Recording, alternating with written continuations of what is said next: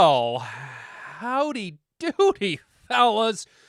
Well, it's Monday, September 8th, 2025. We just wrapped up the first Sunday of Week 1 NFL football.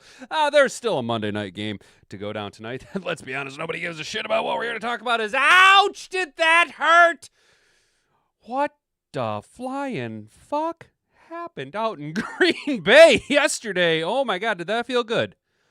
Did that feel good? Was that everything we'd wanted it to be? After a whole off season of hype, after a whole off season and a preseason of defending old John Morton, after berating and destroying the offense that was originally controlled by Ben Johnson, now we came out and just laid a big fat egg, and I'm standing here in my yard with egg all over my face.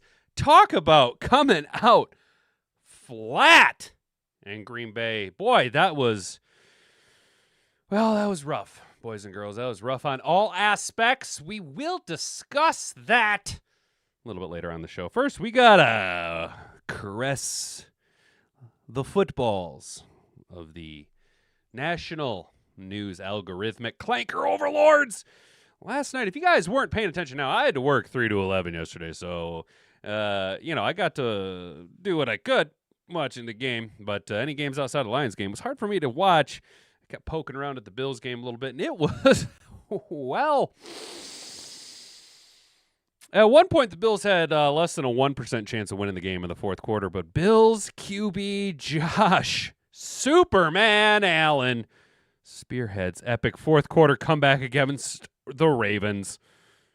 Our team didn't quit. And that was exactly it. I got, fellas, when I left work, the Bills were down like 24 to 40 or something like that. I get home, I turn the TV on, and I see Josh Allen getting in victory formation to kneel down on the hash that 40-year-old Matt just signed Prater wanted to kick from before he came out and nailed, as time expired, a game-winning field goal. That was quite an epic comeback for the Buffalo Bills. We will discuss that. It's very exciting. We will briefly talk about, this is just mostly to go, look at that's old J.J. Watt. Angry, intense, J.J. Watt. Now we have Farrah Fawcett J.J. Watt. Boy, look at that hair. Then we'll finally dive into what we're all here to talk about. Our Detroit Lions. Studs and duds. Lions offense has opener to forget. It was brutal. Top to bottom. Cool Tesla caught that touchdown. Holy shit, does our offensive line look bad. Lions Week 1 stats show 2 major off-season concerns were indeed valid. Ties into the story we're going to be talking about a little bit later before finally ending our day on A to Z Sports. Monday overreaction. The Lions need to end the John Morton experience now and not later. Experiment now and not later. They're A to Z Sports. Now it is Monday overreaction, and I knew that this was going to come. I knew that we were going to hear 2 big things coming out from the Pride Mad Hatter Nation. Should be spouting off about 2 things. At least is what I expect you guys to be. 1, John Morton. Oh, Johnny Mo. Ooh. Maybe not quite all of that, let alone a bag of potato chips. Okay. And number 2, now I just can't wait to hear everybody tell me and just hear, how Zadarius Smith would have been if only the Lions had went out and signed big Zadarius Smith, we could have gotten more pressure on Jordan. It's Zadarius Smith. Well, you know what?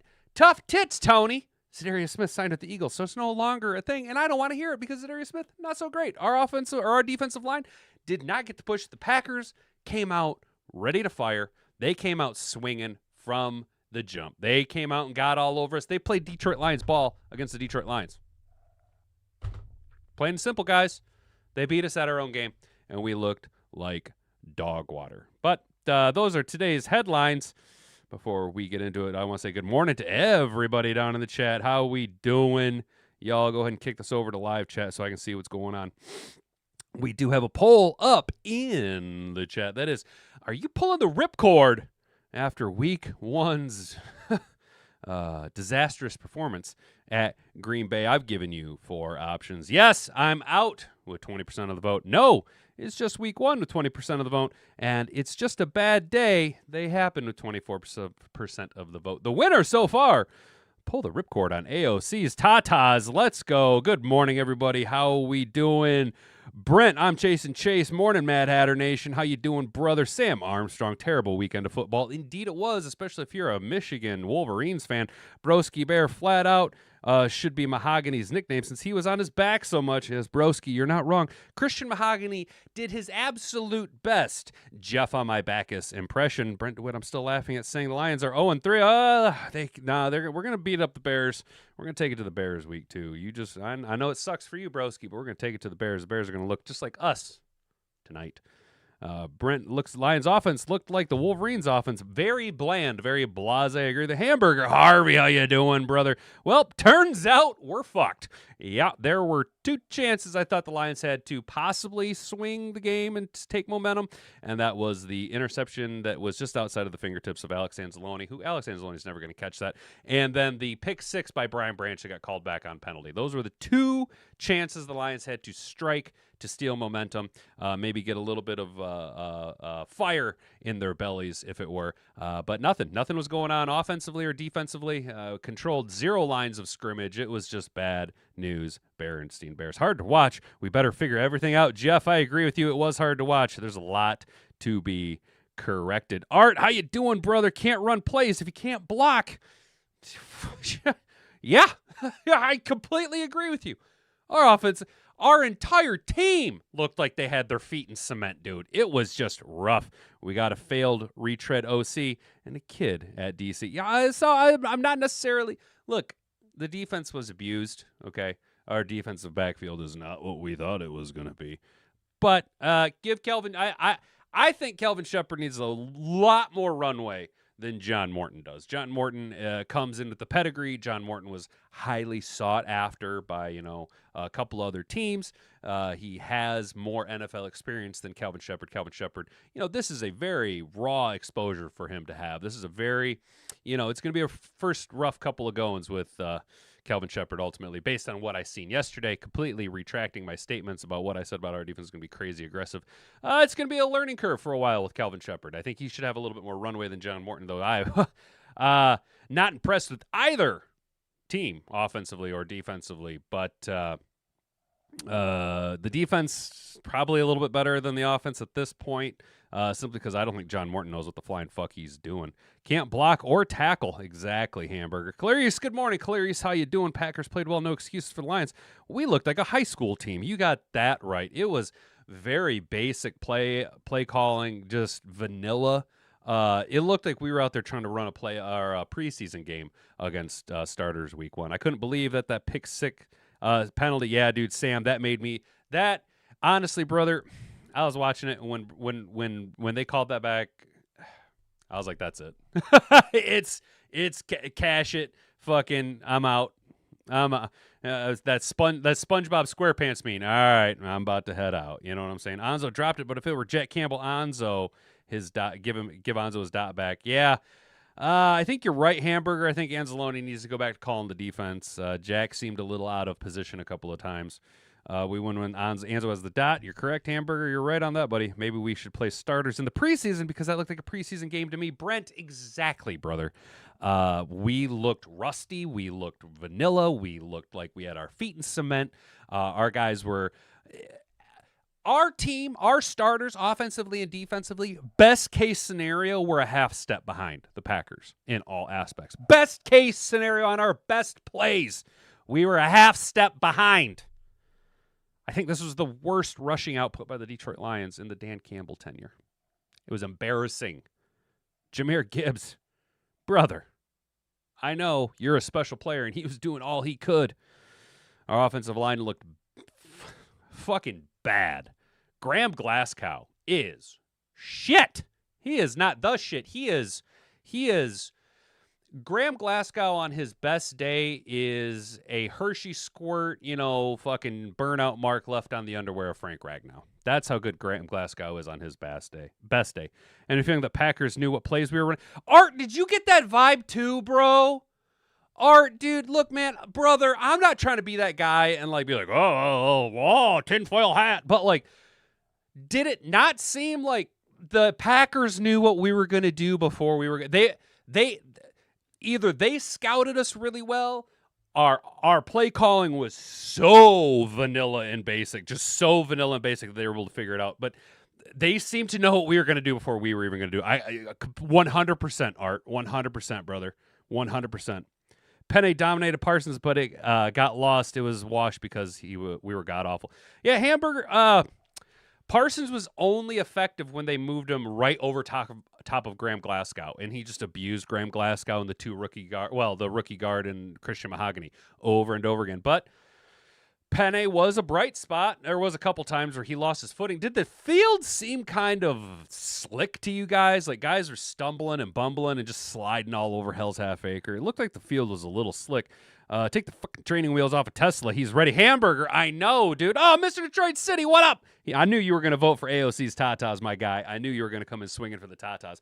Bro, Hamburger, yes, dude. Another bright spot. Tesla had that sick touchdown catch.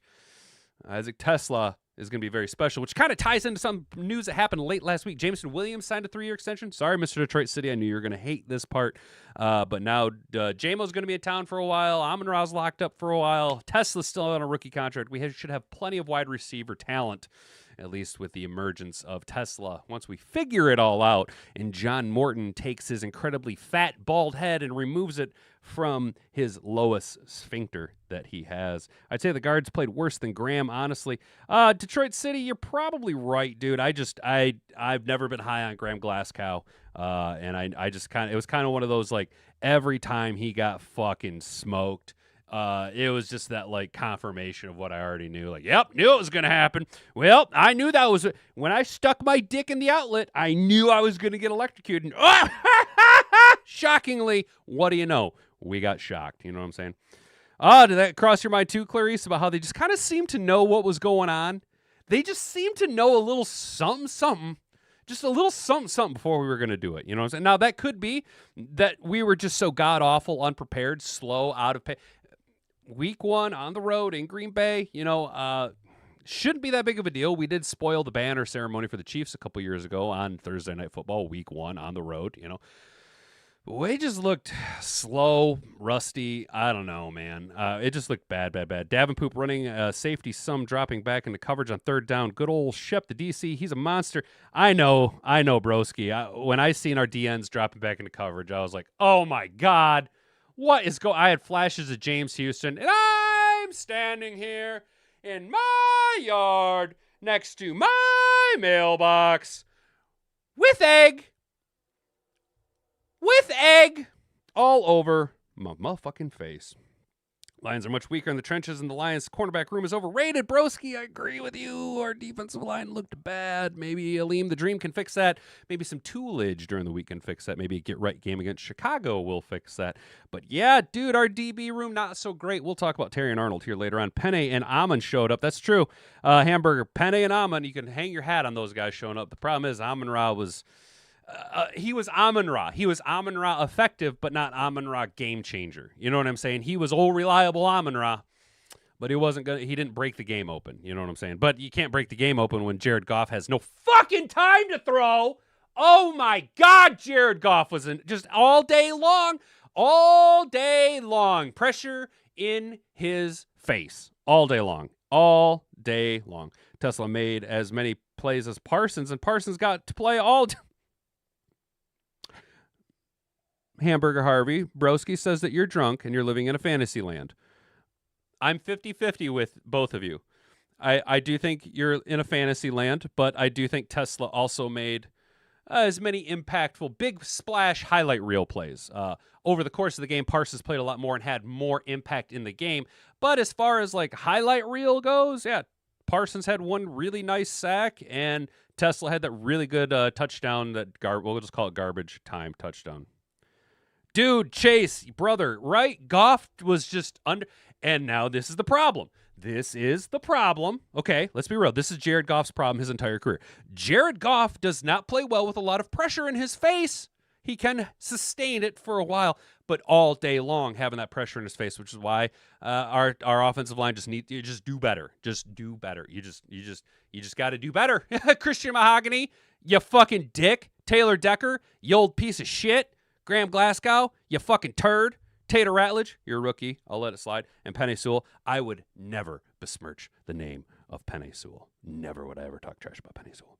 He needs to be able to run, Clarice. You got that right. The only problem is that when Jared Goff takes off and starts running, he looks like Drew Bledsoe, the living statue. When he goes move, Sam says Goff was seeing ghosts. Looks scared. We had to deal with Peppers now. Parsons, yeah, I had that feeling too. I was like, this is a Julius Peppers, a Khalil Mack style, that type of deal, where a divisional opponent brings in a high-end edge rusher. And unfortunately, at this point in his career, it looks like Taylor Decker's going to be taken advantage of on the edge. And until Graham Glasgow, I don't know, gets his fucking eyes checked or cleans the menudo out between his ears, he's going to be a liability calling the protections. And it just wasn't inspiring. It just wasn't inspiring. All right, guys, now that we spent 15, 16 minutes ranting and raving, let's get into the show. If you can say the word good, guess what? It means you're still alive. It means you're still breathing. And if you're still breathing, well, then hell, you still got some fight left in you. So get up, dust off, reload, recalibrate, re-engage, and go out on the attack.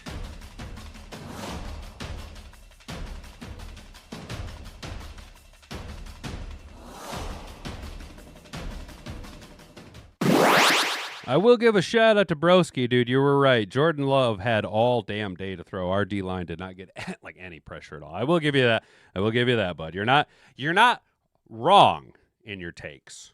All right, I see you and Hamburger kind of slugging it out back and forth in the chat. No problem there. Keep firing it. Hey, guys, I forgot to do the call to action. Like this video, subscribe to the channel if you're new here, ring the notification bell so that you can be notified every time we go live Monday through Friday, as long as my throat holds up and the internet handles the increased bandwidth from all of you guys sharing this around, getting this channel growth. We got to hit 750 by the end of the week. Come on, guys. We are 39 subscribers away at the time of going live today. Let's go ahead and share this around. We got to get that number up to 750 by the end of the week. Let's go. Week 1, NFL scores. Eagles start Super Bowl defense strong. Daniel Jones has surprise win for the Colts. Let's just take a quick look. Thursday, we know what happened Thursday. The Eagles in a, I guess we'll say Dallas put up more of a fight than I think any of us were really expecting to. The Eagles, not necessarily the sharpest, but looked a lot sharper than the Detroit Lions, that's for sure. But the Eagles topped the Cowboys. Friday, that's right, the Chefs lost to the Chargers in a divisional matchup. Let's go Chargers. Tampa tops the Falcons. The Bengals outlast the Browns. The Colts embarrass the Miami Dolphins. Second. Daniel Jones embarrassed the Miami Dolphins. Dolphins put up 8 points. Oh, the Michael McDaniel seat gets so much hotter now. Michael McDaniel seat gets so much warmer.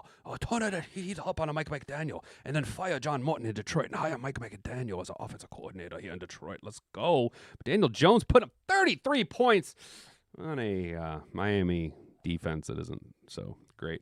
The Raiders beat the Patriots in the return of two former head coaches. That's right. Mike Vrabel loses in his debut as the New England head coach, and Pete Carroll becomes the oldest head coach to start an NFL season and wins with the Las Vegas Raiders with his old guy, Geno Smith.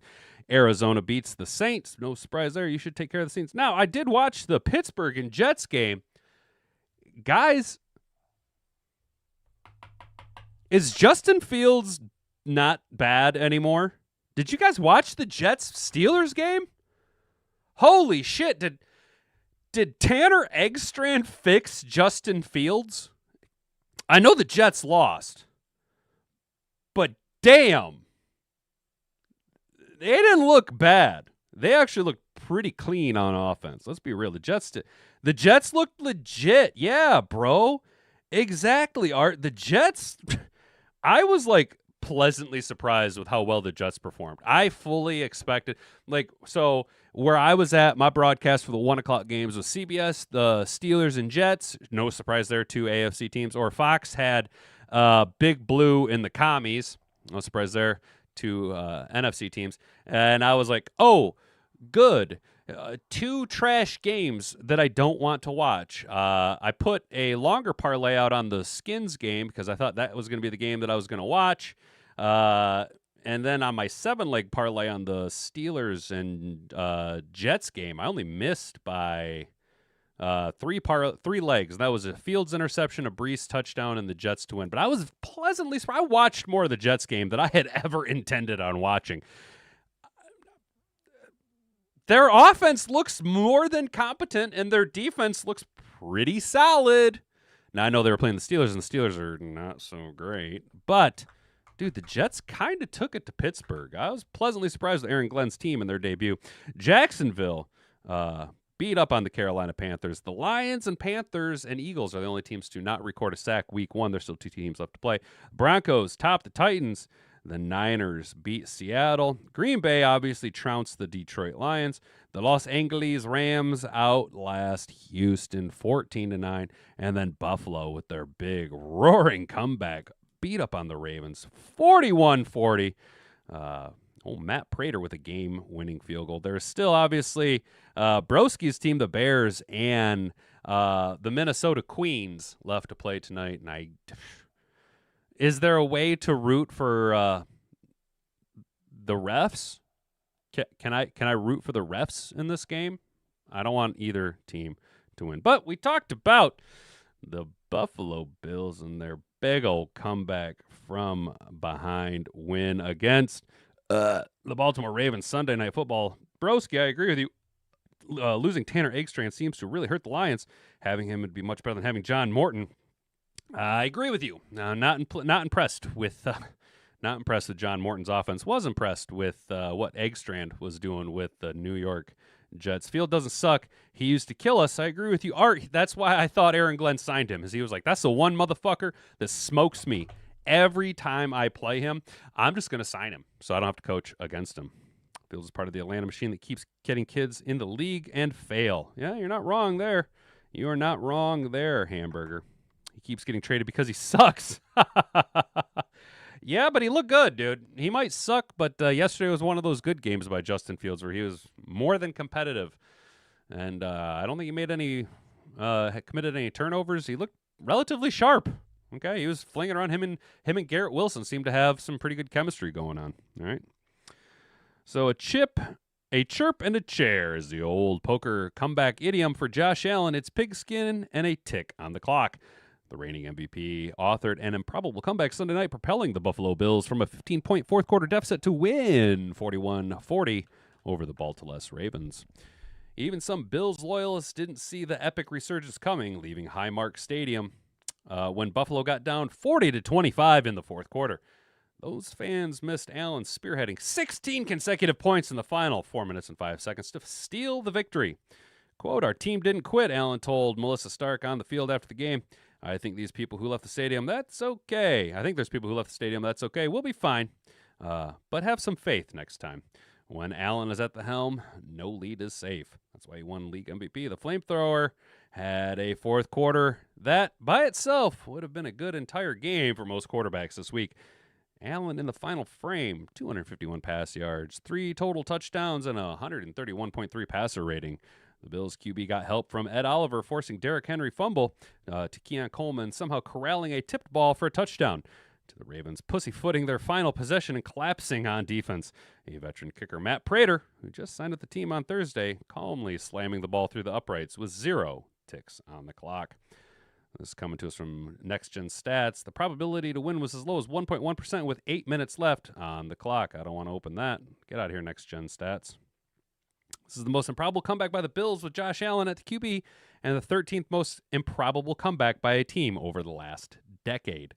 Predictably, Allen didn't want to hog the credit for the comeback. It took everybody there. I'm just proud of our team for staying in it. While Lamar Jackson and Henry stole the show for the first 3+ quarters, the final 12 minutes were Allen's. The Bills QB finished 33 of 46 passing, 71% for 394 yards, 2 touchdowns, and 0 interceptions for 112 passer rating. He added 14 rushes for 30 yards and 2 ground scores. Allen became the 4th reigning MVP with 4+ offensive touchdowns in Week 1 of the season, joining Thurman Thomas, Brett Favre, and Thomas the Goat Brady. Allen's teammates, particularly the new ones, couldn't believe what they just watched. I'm like in a dream right now. It was unbelievable, Joey Bosa said after the win. And I guess when you have Josh Allen, you just have to give him a chance, and anything's possible.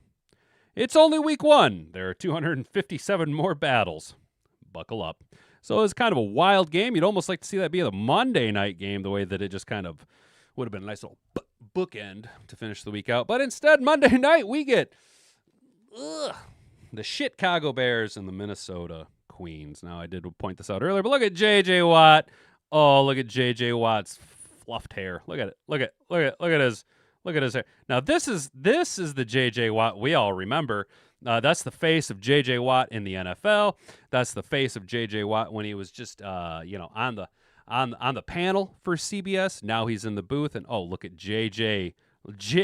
feathered hair Watt. I think the first thing I said to Hat and Boobs when I seen this, I was like, holy shit, look at J.J. Watt's hair. Now, part of the reason why it sticks out is because we are so used to seeing this J.J. Watt frowed brow, player war still in his eyes, and then the J.J. Watt spiked hair. And here you have J.J. Watt. He's a lot softer with the Farrah Fawcett hair.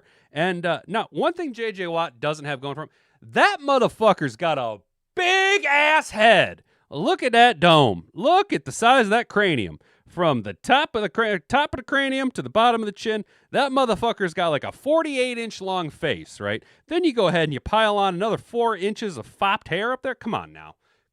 All I seen was a comically large, it was like a caricature head on camera. You know what I'm saying? But it's just something I wanted to point out, something I found kind of funny, something to kind of lighten the mood about the Detroit Lions.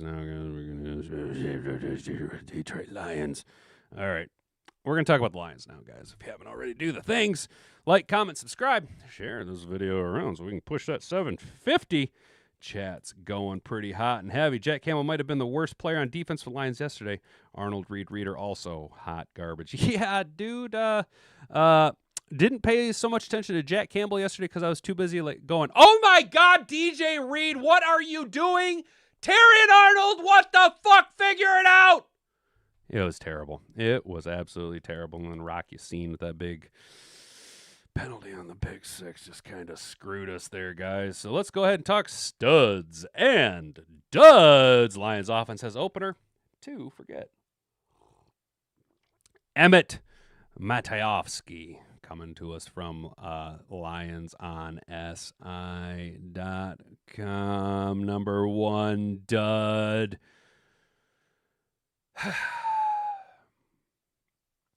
Terrion Arnold. During the preseason, Arnold was a player who got lots of love for his improved play. Against Green Bay, though, Arnold did not show that improvement. In the first half alone, Arnold was the primary defensive back in coverage for 3 separate catches, including a deep shot to Romeo Doubs and a touchdown throw to Jaden Reed. On back-to-back plays! They are clearly picking on you! You incompetent boob. On top of that, Arnold could have allowed another first-half touchdown if Jordan Love's pass would have been a few inches lower to Dobbs. The second half saw the second-year player exit with a groin injury. His pee-pee hurt. He was downgraded to out before the start of the fourth quarter. Hence, he did not return because his pee-pee was hurt. His pee-pee hurt. His pee-pee hurt. He got his pee-pee slapped. His tallywhacker got slapped, and he didn't like that. Stud, Sam, I'm the only guy open, so throw me the ball, Laporta. If you took the over on Sam Laporta, you definitely crushed it on one drive alone. 2 catches, he had over 40 yards. His over-under, I think, was 38.5. Laporta was a rare bright spot for the Lions offense on Sunday. The Iowa product led the Lions with 78 receiving yards and helped the Lions in time of possession, with the offense holding the ball for over 35 minutes. Of all the starters playing in their first true action of the year, Laporta appeared to be the player with the least amount of rust. Dud, defensive back Brian Branch doesn't seem to. Look. I love Brian Branch. I love the tenacity, but golly jeepers, gee wellikers, fellas, he seems to have a bit of a issue whenever he goes to Lambeau Field. If he's not getting ejected, he's getting flagged, or he's having his pick sixes called back. As has been the case in previous Lions-Packers matchups, emotions got the better of Branch during the first half. After a second down run stuff, Branch and Green Bay tight end Tucker Mac and Cheese Kraft got into a shoving match, and as a result, the Alabama product throwing Kraft's helmet. The result was an automatic first down, hence a free third down conversion without a play call for the Packers. Green Bay proceeded to score on that drive. Even on a routine tackling attempt, the safety fell and was only able to grab Luke Musgrave's ankle as the tight end went by, creating a third and short situation for the Packers. Branch got a second-half pick six, but was called back for Rock Ya-Seen defensive holding. Stud! Well, the ballad of Jake Bates does continue. Kicker Jake Big Leg Bates. Bates returned to Detroit following a season where he set a franchise single-season record for points, and he was just as good on Sunday. Though through 3+ quarters, Bates was the only player to put the Lions on the scoreboard. Add in his extra point on the final minute and a tackle on the opening kickoff, which originally had potential for Green Bay to score, and Bates was one of the few bright spots. Dud. Ugh. Offensive line. Probably the biggest and most egregious dud we could have possibly had. It's the thing that we hang our hat on. It's how Brad Holmes and Dan Campbell have built our team. It's from the trenches out, and when your trenches on both sides of the ball play like monkey poop, you're not going to win. Sewell's task got exponentially harder in the lead up to week 1 when Green Bay traded for Edge. Oh, Edge me, Micah Parsons. Oh. Parsons only played 1 snap in the first quarter with his new team, but lined up against Sewell and pressured Goff, forcing a throw short of the line of scrimmage and a punt. Sewell conceded multiple pressures to the Penn State product, with Parsons nearly getting to Goff multiple times. Parsons single-handedly ended multiple drives working against the Lions' all-pro tackle. The good news for Sewell is that he did not see the top edge rusher every week. The rest of the offensive line fared no better. Christian on my back mahogany conceded the first sack of the game. Taylor Decker got beaten by Rashawn Gary for a sack that was inches away from being called a safety, and Tater, I Suck Ratledge, and Graham Glasgow miscommunicated on a play after the Gary sack, nearly forcing another safety. That's right, that was just bad. Graham Glasgow, he looked like a toddler who shit himself out there, just kind of waddling around out in space, not wanting to get too close to anybody because he knew he had a bunch of shit in his pants, you know what I'm saying? Ratledge also allowed a sack in his NFL debut. Stud! Well, some guy, we knew he was going to be special. We knew he was going to be special from what we'd seen in preseason and camp, and with his limited exposure. Isaac Tesla showed up. The first touchdown of the Detroit Lions season belonged to the 2025 third-round selection. And his first NFL target with less than a minute remaining in the game, Tesla hauled in an impressive one-handed catch in the end zone that likely ranks as the top grab in Week 1.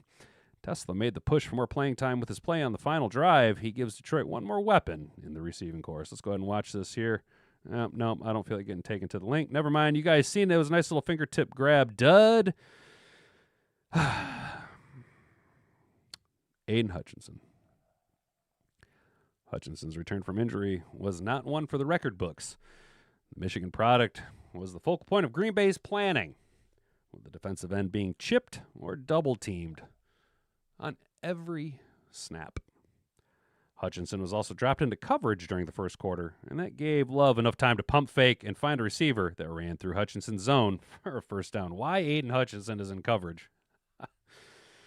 I have no idea. The defensive end finished with a quarterback hit, and that was the extent of his stat line. That said, the 2022 number 2 overall pick should be given time to knock the rust off. There's going to be a lot of rust on him, and I mean, like I said, everybody looked a step behind, and Aiden Hutchinson is no exception to that rule.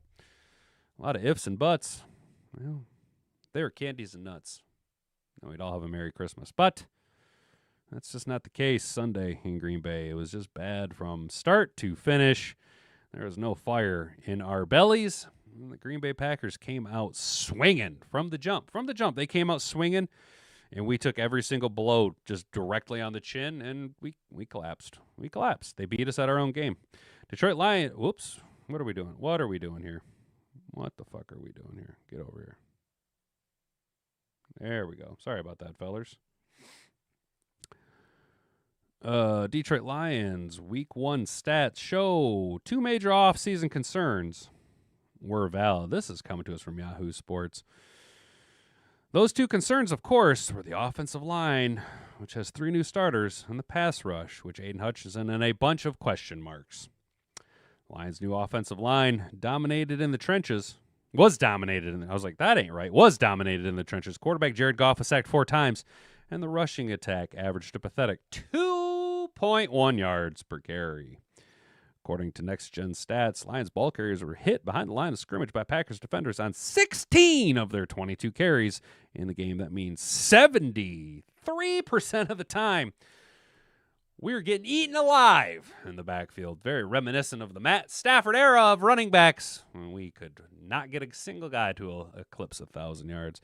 Adding to that, Green Bay gave up to a negative 12 rushing yards before contact and negative 6 yards before contact per carry, the second worst mark in the Dan Campbell era. Gibbs finished with 19 yards on 9 carries, and Montgomery posted 25 yards on 11 carries. Way to just go out there and assert your will, guys.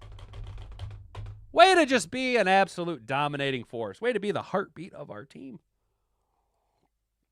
Way to go, ground game.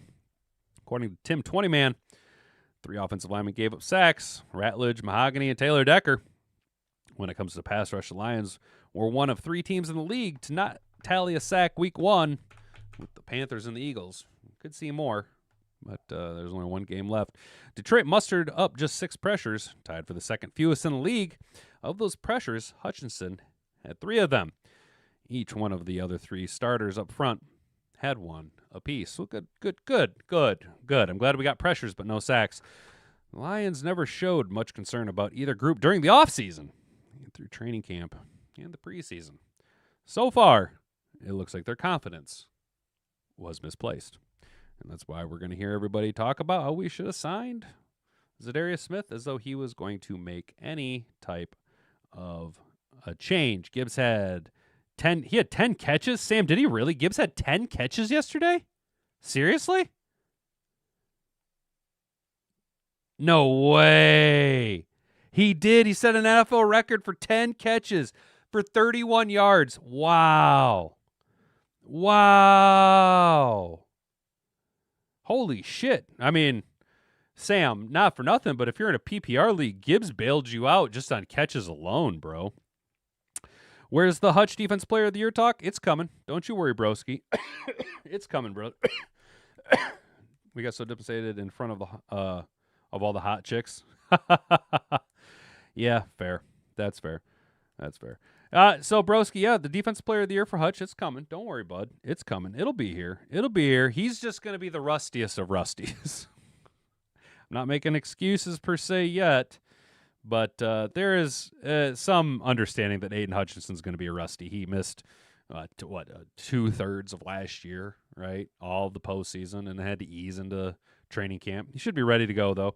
I'm sure Aiden Hutchinson will make his presence felt week 2 against Chicago. I expect to be a major overhaul in the mentality and how we go about handling ourselves week 2 against the Chicago Bears, because it's not so great yesterday. Damn, we are flying through this show, guys. Holy shit. Am I just like hauling ass on these links or what? Can I close this ad? Oh, beautiful. I can close the ad. Gibbs got 15 fantasy points. Josh Allen got 40. Yeah, well, there you go, Sam. So what, you got 1 point per catch? 10 catches. See, the problem is right there. Oh, that's the problem right there. Gibbs looks like Alvin Kamara now, not Alvin Kamara then. You know what I'm saying? It's just a rough go of it, fellas. It was just a rough week 1. So we're going to kick it over here to Overreaction Monday. The Lions need to end the John Morton experiment now, not later. Kind of ties into our poll we got going up. We got 11 votes pulling the ripcord after week 1 versus Green Bay. So far, 45% of you say no, it's just week 1. 36% of you say pull the ripcord on AOC's Tatas. And then 9% of you say it's just a bad day they happen. And 9% of you say, yep, you are out. Hurts was your best player. Well, Sam, yeah, Jalen Hurts didn't play great, but not awful. What's up, Kerry? How you doing?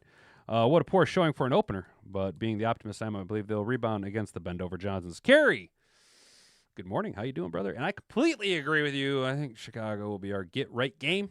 All right, and then we got a big Week 3 matchup. Got to get that monkey off our back, that Baltimore monkey off our back. September 22nd, the Monday night game. What do you guys think, though? How do you feel about John Morton in our offense? How do you guys feel? I'm uninspired. It was preseason offense. It was high school football offense. It was slow. We did crush it in time of possession. We had a couple of nice, long, sustained drives that fizzled out, and we couldn't punch it in the end zone, which could have been game changers. In this type of game, field goals aren't going to cut it. And this type of game, though, Brian Branch, that pick six needs to not get called back for a defensive holding. Alex Anzalone, that interception that was right in your fingertips, not to be that guy, but half a second too late or too early, you don't quite catch it. Half a second too slow, too fast, you don't quite make it. The inches we need are everywhere around us, okay? They're in every break of the game, every minute, every second. You know what I'm saying? And unfortunately, the Packers, they were the ones who were clawing and willing to fight and die for that inch. And the Detroit Lions, we folded up like a house of cards, came out with a little bit of fire, but not what you'd expect to see a Super Bowl contender come out swinging with, and especially a Super Bowl contender come out swinging and looking as flat as we did on offense, especially in our motor of the offense, the run game. Our offensive line in the run game just was disastrous, for lack of a better word. Disastrous is the only term that actually describes how our offensive output in conjunction with the run game was affected. Jared Goff could make some throws when he had a couple of seconds. We do have playmakers, but he just had no time. We couldn't establish our will or get our offensive mojo flowing, and I think that does stem from the vanilla play call of John Morton. Now, I'm not calling for John Morton's head quite yet, though I did kind of get a little bit of Anthony Lynn vibes off of it. I will say that John Morton was not the guy that I wanted us to hire for our offensive coordinator. My short list was all in-house guys. Ben Johnson left, and I kind of thought that paved the way for Hank Fraley or even a Mark Brunell. Or, just from what we've seen week one with the Jets, Tanner Eggstrand seems to be a lot more aggressive, a little bit more of a unique and inventive style play caller than John Morton. I was less than impressed with John Morton, but see what A to Z Sports has to say. I don't know what I was thinking. Every year I totally forget that there are Detroit Lions fans who will overreact in the biggest ways possible. This week there are some fans who are calling for the Lions' John Morton after one game. Frank Rizzo on Twitter, fire John Morton. If there's one thing I'm not going to do, it's make an excuse for the Lions offense. That was incredibly bad. I'd go even further to say that Morton deserves a lot of blame, and I think he called an overly conservative game and didn't move off of what was clearly not working. That's true. He was like, nope, I'm going to keep beating my head against this wall, and eventually either my head will cave in or the wall will collapse. I think we know how that turned out. Having said that, there are several contributing factors here, and Morton's conservative play call is just one of them. The other is that the offensive line was not ready for the game, and it showed. They couldn't stop pressure from coming in, and they couldn't open holes. That's right. She wasn't ready, right? So dropped her off. You just gotta drop her off early. You know what I'm saying? And then, but not go home. You gotta go down by the river on a Friday night, paramedic cans in a pale moonlight, talking about cars and dreaming about women. They couldn't stop pressure from coming in, open holes. It shut down the entire offense, which might have been the reasons the Lions looked ought. The Lions looked ought to be a little more conservative and go with things that were safer to try to avoid turnovers.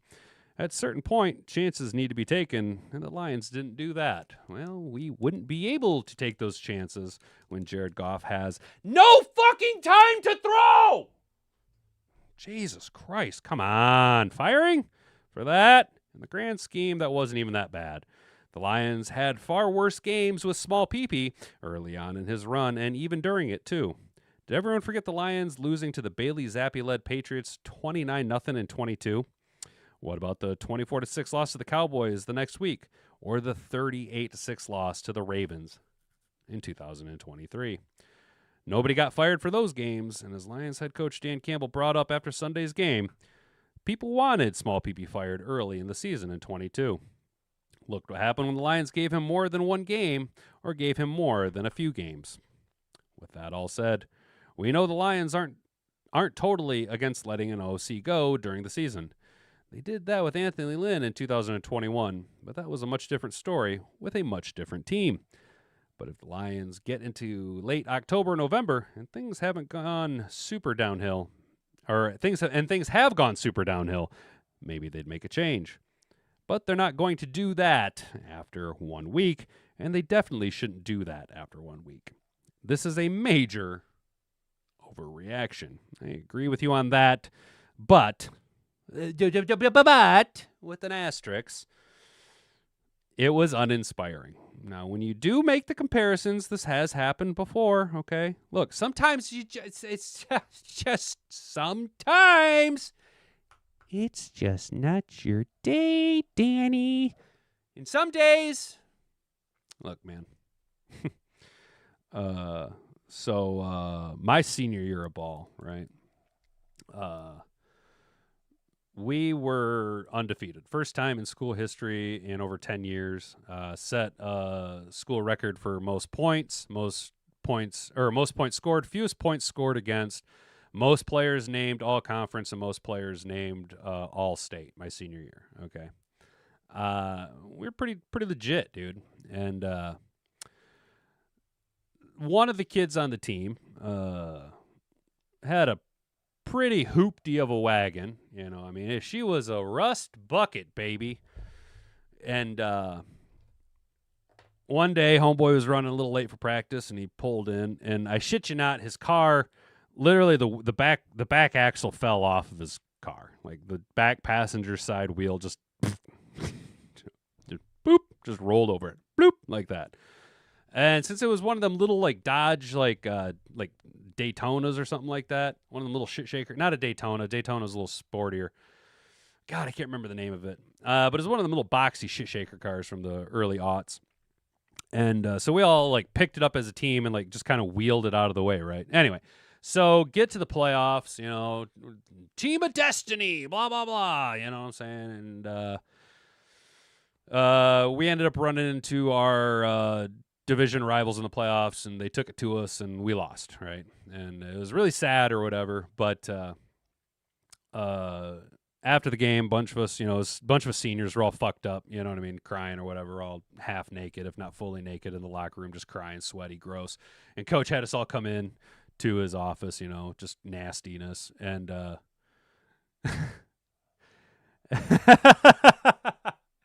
and he looks at us, and he just goes, well, guys, you know, some of you, this is the last time you're ever going to play ball. Some of you are going to be able to go and play in college.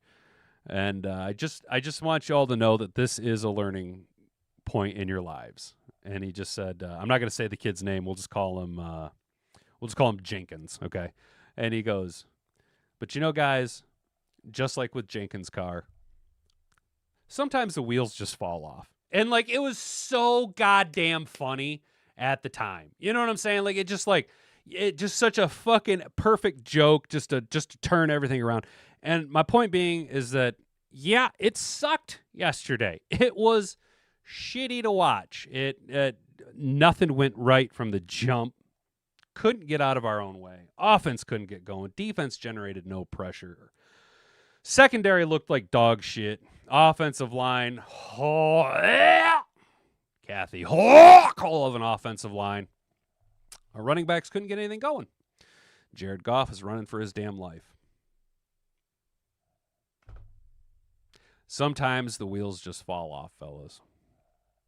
And that's what happened. That's not the type of performance you want to see after the wheels fall off in a home divisional loss in the playoffs after getting the 1 seed to the Washington Commies.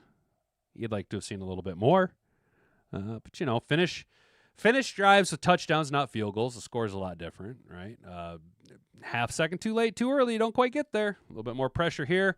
A little bit more preparedness by our defensive backs. Maybe not get torched by the wide receiver so much. The Packers, though, some days every dog has his day, and yesterday was definitely the Packers' day. They were the more prepared, more physical, more aggressive, and flat out better fucking team. There were no, can't blame it on the refs for bad calls.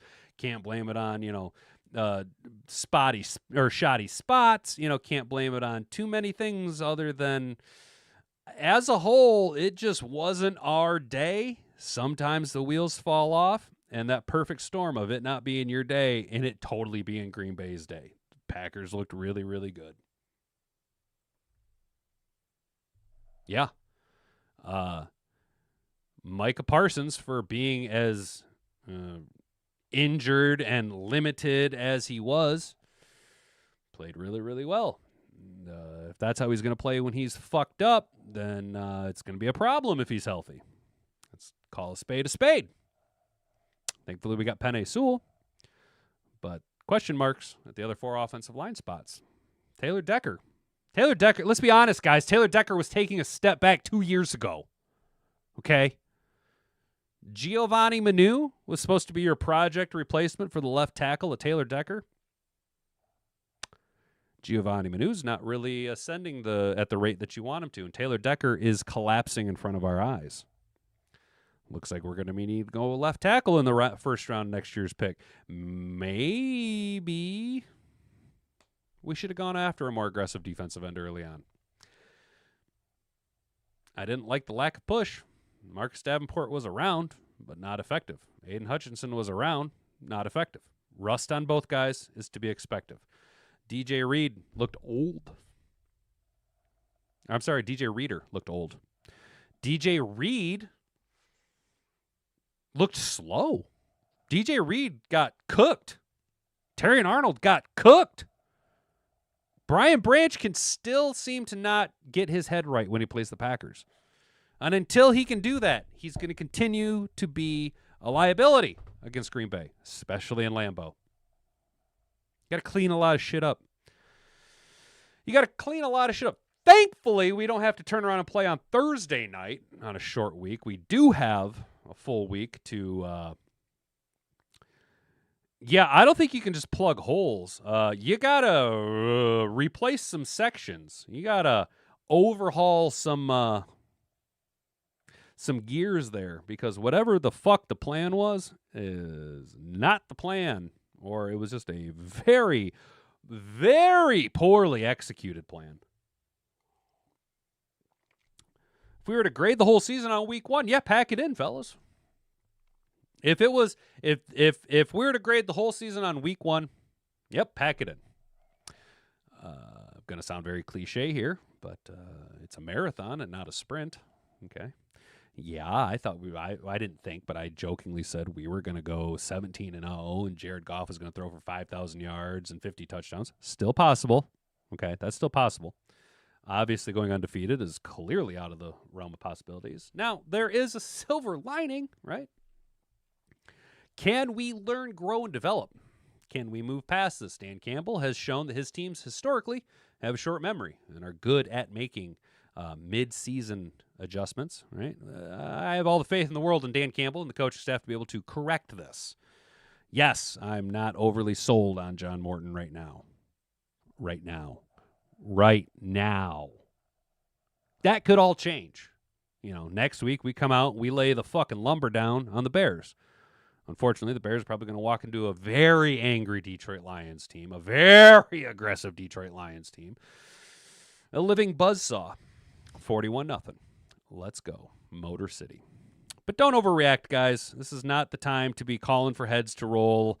Zadarius Smith would never have made a difference in this game. It just wasn't our day, and it was the Packers' day. We're going to take one last look at the poll. 14 votes in the poll. Are you pulling the ripcord after Week 1 versus Green Bay? I am very, very pleased to see that the majority of you have voted no, it's just Week 1. Okay? That's smart. That shows that the Mad Hatter Nation, you guys are able to see the big picture, okay? I'm also very glad to see that tied for no, it's just week 1, okay, with 43% of the vote, says pull the ripcord on AOC's tatas. Let's fucking go. Unity in the Senate. I want to see her fun bags out. Let's fucking go. All right. But I'm glad to see you guys. We're going to go ahead and end that poll. We're going to take one last look at the chat. Sorry, guys. Kind of been reading. Next week for me, but this shit happens next week. You're getting worried, says Sam. Yeah, I'm. If it happens next week, I'm going to be a little bit more worried with John Morton. The offense was offensive, says Brent. I like that, dude. I like that. I think I might use that later. Dan won't put up with that kind of play. If it happens with Chicago, he'll call practice squad players. I've got that right, Kerry. Dan might have to start calling plays. I agree with you, Sam. Or at least maybe this is where we look to bring in John Gruden to be a special offensive, not coordinator, but analyst or what's the word I'm looking for? We're just going to say a special analyst for the offense. Maybe John Gruden comes in. Bounce back games has been MCDC's MO. He should have them fired up after that embarrassing showing, says Brent. Exactly, dude. We're going to be some angry motherfuckers coming out with our hair on fire. Clarice says, we had a pretty good football team in high school. Hey, yeah, that's right. You was a cheerleader. That's right. Hell yeah, Clarice. I think we maybe get the loss our shit together ASAP. Hell yeah, I agree with you, Clarice. Now, fun fact, you guys. Me, Clarice, and Chase all went to high school together. Chase is agreeing with Clarice. Imagine that. We can win every game at Lambeau. We can't win every game at Lambeau. People forget that Ben Johnson started out 1-6 as OC. Hope we don't get that bad, though. I don't think we will. I think if we start out 0-2 heading into Baltimore, there's going to be some changes that need to be made. O-line looked like women. Exactly, Kerry. They just didn't. They looked terrible out there. Still biting my tongue on Z because we haven't seen him play in Philly, and we have Davenport. Kerry, I get what you're at. I have spent so long this offseason saying, like, against Big Z that, like, he wouldn't have made a difference in this game. Zadarius Smith would have never made a difference in this game. I don't think you're going to see him be very successful in Philadelphia. And I think this time next year, Zadarius Smith is going to be retired from the NFL. I think that's what's going to happen with Zadarius Smith. Oh, you're good, Sam. I read it. I read it first. Don't worry, brother. I was able to read it and correct it. You couldn't play football. Girls don't do that. Don't do that much at the time. So the closest thing I get was cheering for it. Hell yeah, Clarice. There's nothing wrong with that, dude. There's nothing wrong with that, dude. There's nothing wrong with doing that shit, man. Well, look at that, guys. After my incredibly long, rambling monologue at the end of the show, we managed to fill out an hour. Look at us. Ooh-wee. Ooh-wee. We were able to figure it out. So today, boys and girls, we talked about Week 1 scores starting Thursday night and ending Sunday night. Tomorrow we will discuss what the Chicago Bears and the Minnesota Queens end up doing. What's the over-under on shots of male Viking cheerleaders tonight on Monday Night Football? I think they're going to do it at least 3 times, or you will at least see 3 instances where the male cheerleader is at least in the focal point of the shot. And we talked about Josh Allen spearheads his epic fourth quarter comeback against the Ravens. Just yeah, I mean, like legit. So Cam Newton should just come out and just like do the Superman tear that he used to do. You know what I'm saying? And then just like grab the S and put it on Josh Allen's chest, because Josh Allen is a fucking superhero. That was insane. JJ Watt has goofy hair. We talked about that. Talked and looked at the Lions studs and duds. More duds than studs. And the studs that you want, I mean, yeah, cool. Sam Laporta had a shitload of yards, and he was our lone bright spot on offense. Cool. Jake Bates, you got a big fucking leg. Awesome. Everything else was... We can't go back to the era of, hell yeah, we got the best kicker and the best punter in the league. We can't go back to that shit. That shit ain't cool. But you know, you guys know me. I do love me some Jake Bates. Lions Week 1 stats show 2 major offseason concerns were valid. And then finally, we talked about overreaction Monday. The Lions need to fire John Morton. Everybody's calling for John Morton after a lackluster Week 1 debut by the Detroit Lions offense. I'm not saying it was great, but I'm not saying we need to fire the guy. Give it some time. Let Johnny Moe cook. And Brad Holmes and Dan Campbell, we trust. whatever decisions they make are the right decisions, whether that be bring in a special offensive assistant, whether that be in 3 weeks if the offense isn't working out. Well, time to move on and admit that we made a mistake. But give it a little time. Every dog has his day, and sometimes the wheels just fall off. So, guys, I appreciate each and every one of you for tuning in and telling a friend. That's what we love about you, right? You guys doing the heavy lifting, building them quads out, getting those Atlas-like shoulders, doing the heavy lifting, sharing this video around. You can just copy that link 5, 10, 15. Do it 20 times. Do it 20. Share. Copy the link down on your clipboard 20 times, all right? Share this video around. It's the only way to get us up to that 750 number we're trying to hit by Sunday. Who knows? Maybe Sunday I'll do a special pregame live show. Maybe we can make some bets, build some parlays with you guys. How do you feel about that? A little Sunday pregame hat and beard special. You know what I'm saying? A little something, something, something. If you haven't already, subscribe to the channel. Ring that notification bell. It'll send you a push-button notification. Takes the thinking out of it. You just click that bad boy, and the clankers bring you right here. You can be part of the Mad Hatter Nation every Monday through Friday, 10 a.m. to 11 a.m. here. Broadcasting live from Grandma's Studio One. It's the Hat and Beard Show. Appreciate you guys. Try and have yourselves a good start to the week. And remember, Mondays are okay to just kind of let it fester. You know, just get it, shake it off. Shake it off. You know, haters going to hate. And the player's going to play. You know what I'm saying? Just shake it off. Shake it off. Come Tuesday, we're going to be feeling a little bit better about ourselves. Come Wednesday, we're going to get ramped up. Thursday, we're going to be pre-game in the Thursday night matchup between the Packers and I think the Packers and Cowboys. I don't remember. Packers and somebody. And then Friday, we'll be pre-gaming week 2. Detroit Lions, Chicago Bears. Guys, we got a full slate. We'll be ramped up. We'll be high on that Honolulu Blue Kool-Aid come Sunday next week. You mark my words about it. I'm going to have you hype about it, and I'm going to be hype about it. Let's go. Have yourselves a good rest of the week, guys. We'll see you back here tomorrow at 10 a.m. Eastern Standard Time. I've been Hat and Beard. You've been an attentive audience. Until then, banga banga. Brig off.